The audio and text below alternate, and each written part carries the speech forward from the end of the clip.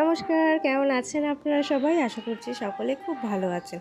আর আমি জানি যে আমার এই মিনি ব্লগটা দেখে আপনারা আরও ভালো হয়ে যাবেন। যে এখন গরম গরম ফুলকো ফুলকো লুচি কারা খেতে ভালোবাসেন বলুন তো? আমি কিন্তু অসম্ভব রকম ভালোবাসি। আর আজকে লুচিগুলো এত ফুলছে কেন বলুন তো?